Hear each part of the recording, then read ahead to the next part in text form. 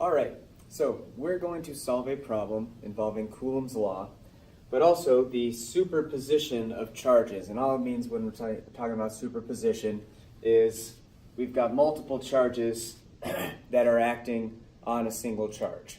So what we're going to do is we're just going to pick this charge on the left. All right, so we're going to look at all the forces that are acting on this charge on the left. And it'll tell you focus on the charge in the middle, focus on the charge on the right, focus on whatever charge you're looking at. But then you make sure that you're only concerned with what forces are acting on that charge. So here's my charge. This middle charge has a positive charge. This one has a negative. It's going to be pulled towards that positive charge because they have opposite charges. The first thing I'm doing is drawing the direction that each force is going to be acting. The second charge is negative. So it's going to repel this charge, which means it's pushing it this way. Now we need to solve for which, or the magnitude or the size, what number do those forces have? So I'm going to say, well, let's first look at the force between these two charges. All right, let's look at the force between the middle charge and the one on the left. So I have a charge, and I'm going to find the force. I have two charges, I'm going to find the force between them. I know that it's K times Q1. Q1 is 52 nanocoulombs, which is the same as 52 times 10 to the negative 9 coulombs. I know that's not the proper way of writing scientific notation, but when you put it in the calculator, it still works, and it's an easier way to write it. And then my other charge is 24 nanocoulombs, which is 24 times 10 to the negative 9 coulombs. And I divide that by my distance, which is 12 centimeters, but everything needs to be in meters, so it's 0.12 meters. 0.12 meters. Now when I plug that into my calculator, I'll get this force that is pulling it to the right.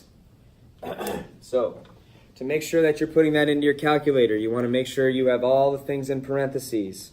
And I'm using that capital E button on there as well.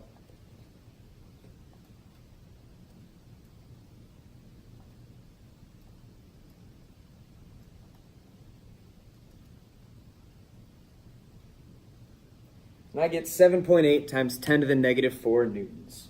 So that's the strength of this force, 7.8 times 10 to the negative 4 newtons. Boom. Now the next thing I'm going to do is I'm going to solve for this force. And that's the force between this charge and this charge. So let's just use a different color for that.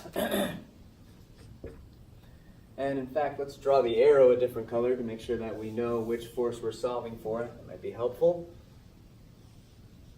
All right, so now this is only between these two charges. So I still use my constant K. I've got 52 times 10 to the negative 9 coulombs. Now I've got 54 times 10 to the negative 9 coulombs. And my distance is the distance between both of them. All right, so I have to add this distance together, which is 0.32 meters. And so when I solve for that value, I end up with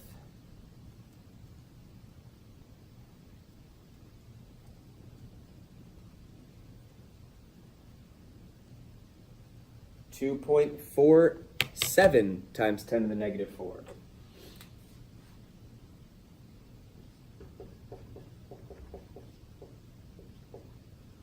Now, which force is larger?